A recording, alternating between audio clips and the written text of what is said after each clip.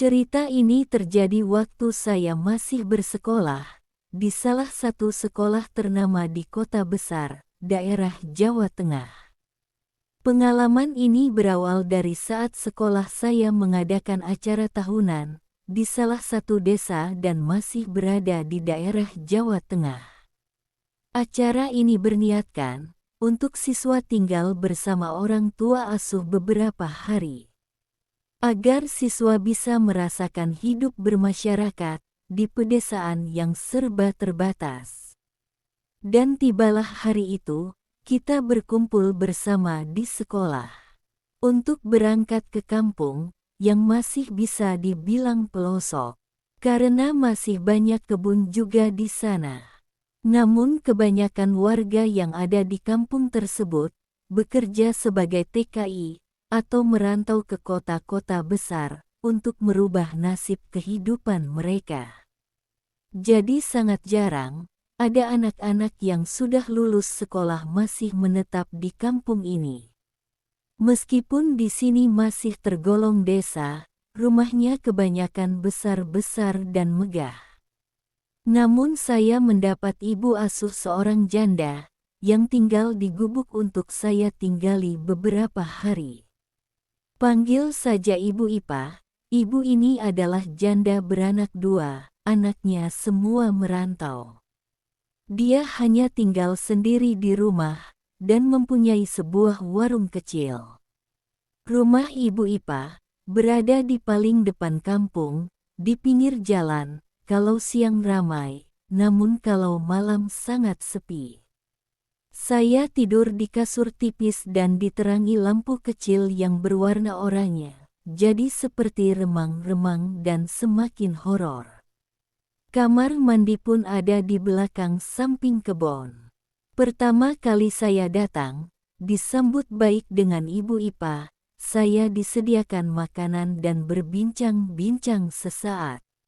Ibu Ipa sempat berkata, jika membawa uang lebih baik digulung, terus diikat, karena bisa diambil tuyul. Saya berniat untuk beristirahat dahulu dan pamit ke Ibu Ipa. Sesampai di kamar, saya masih terfikirkan tentang apa yang dikatakan Ibu Ipa tadi.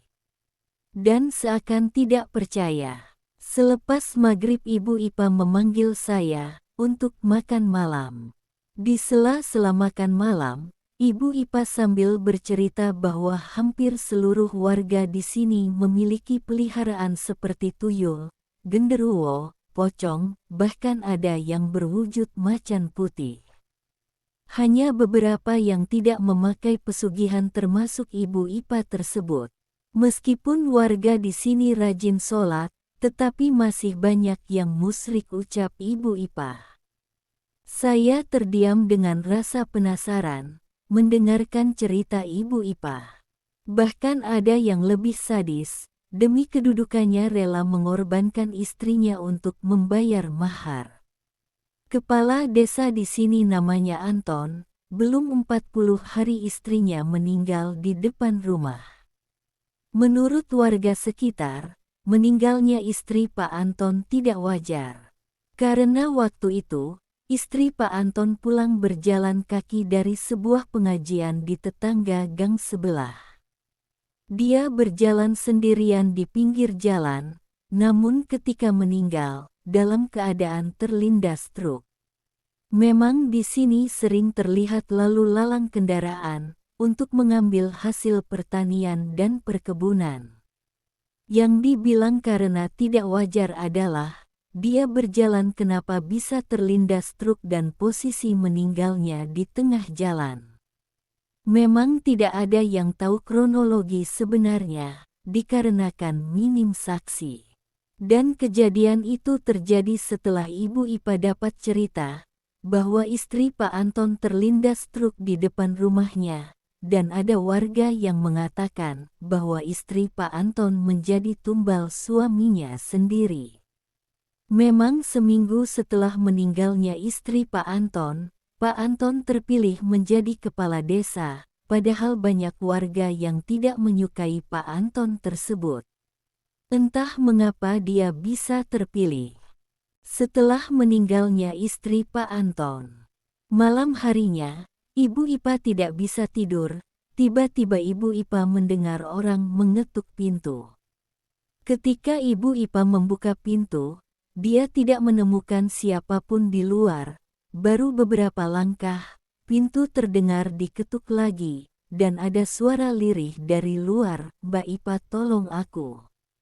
Ibu Ipa terkejut, karena suara perempuan tersebut seperti suara istri Pak Anton, yang sudah meninggal. Ibu Ipa yang takut, namun juga penasaran. Akhirnya mencoba melihat dari sisi tirai jendela, dan benar saja Ibu Ipa melihat istri Pak Anton dengan wajah yang hancur dan penuh dengan darah. Ibu Ipa sudah tidak heran, dikarenakan kecelakaan yang seperti itu di depan rumahnya sering terjadi. Seperti anak yang berjalan di pinggir jalan, tiba-tiba meninggal dalam keadaan kaki terputus. Walaupun Ibu Ipa tidak melihat ada truk lewat, atau suara benturan. Ada juga kejadian waktu siang hari, warga minta tolong, bahwa ada orang meninggal di depan warung. Padahal orang tersebut tidak sakit, namun baunya busuk seperti orang yang sudah meninggal 3 mingguan.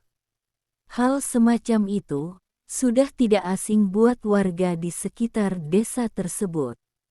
Dikarenakan setiap warga tersebut mempunyai peliharaan masing-masing, kalau sudah meminta makan ya sudah harus diturutin. Mau dimakan atau mencarikan makanan, kata Bu Ipa. Asik mendengarkan cerita Bu Ipa, tidak sadar waktu berlalu, Ibu Ipa mengingatkan untuk saya tidur. Sebisa mungkin harus cepat tidur, dan abaikan jika ada suara-suara apapun. Tolong jangan keluar kamar, perintah Bu Ipa. Namun setelah mendengar cerita Bu Ipa tadi, mata ini seakan terbuka lebar, dan susah tidur. Hingga pukul 1 malam, saya menatap layar HP-ku, sesuatu menggangguku dengan suara seperti merintih kesakitan. Awalnya suara itu pelan sekali. Namun lama-kelamaan suara itu seperti berada di depan kamarku. Saat aku beranjak dan ingin melihat apa yang terjadi, saya berjalan pelan mendekati pintu dan membuka perlahan. Tiba-tiba kulihat seseorang berjongkok, dengan muka tertutup. Perlahan-lahan orang yang kukira Ibu Ipa itu mengangkat wajahnya. Betapa terkejutnya saya melihat wajah yang keriput hitam legam dan mata merah. Tangannya menjulur, seperti akan menarik kakiku. Namun secepat mungkin saya menutup pintu, berlari naik ke kasur. Wajahku pucat, dan ketakutan. Dari luar pintu wujud tadi mengedor-gedor pintu. Tak lama kemudian pintu terbuka, saya yang ketakutan dengan wajah yang pucat. Ternyata Bu Ipa yang masuk ke kamar, dan menjelaskan itu peliharaan warga di sini, dan sudah diusir oleh Bu Ipa. Saya disuruh menenangkan diri, sedangkan Bu Ipa akan menjaga saya di depan pintu. Saya pun tidur, dan tidak mendengarkan suara apapun. Mungkin karena lelah dan terbangun di waktu subuh. Waktu pagi hari, kita ada acara bersih-bersih desa bersama warga sekitar. Kami dibagi beberapa regu kelompok. Saya mendapatkan bagian cabut rumput di depan kantor kepala desa. Saya bercerita kepada teman kelompok saya, bahwa semalam saya tidak bisa tidur nyenyak. Waktu itu kami istirahat di depan kantor desa, saya pun bercerita ke teman-teman. Bahwa semalam saya tidak bisa tidur nyenyak. Karena setiap kali saya pejamkan mata, seakan-akan ada yang usap-usap rambut saya, dan setiap kali saya buka mata, tidak ada siapa-siapa. Temanku menyela, bahwa kejadian yang saya alami tidak sebanding dengan yang dia alami, dan lebih seram lagi. Semalam saya duduk-duduk di teras rumah Pak Dali, orang tua asuh mereka. Tiba-tiba ada bau bunga dan mendengar wanita tertawa, dia pun langsung berlari masuk. Belum sampai di situ, tiba-tiba terdengar suara dari atas kantor Bapak Kades. Serentak kita berdiri, jatuhlah kelapa tua yang berwarna coklat. Namun di sini tidak ada pohon kelapa, tidak banyak bicara, kita semua lari dari kantor Kades tersebut. Sesampainya di rumah Pak Anton, kami ditanya apa sudah selesai bersihin kantor. Dengan tatapan yang kurang nyaman, kami semua menjawab sudah Pak. Akhirnya kita semua balik ke rumah asuh kami masing-masing. Tiba-tiba sebelum maghrib, ada siaran langsung dari masjid, bahwa ada yang telah meninggal dunia. Dia adalah Pak Arif, yaitu seorang tukang kebun kantor kepala desa tersebut. Saya merasa kaget, karena pada waktu siang kami bertemu dengan Pak Arif, dan masih terlihat sehat-sehat saja. Tidak lama, Bu Asih menghampiri saya, dia bilang mau melayat ke tetangga yang telah meninggal. Dan berkata, kalau mau makan sudah Ibu Asih siapin di meja makan. Saya bermain HP dan tidak terasa azan Isya berkumandang. Tiba-tiba pintu seperti ada seseorang yang menutup pintu, saya pun bergegas membuka pintu. Dan saya lihat tidak ada siapa-siapa di luar.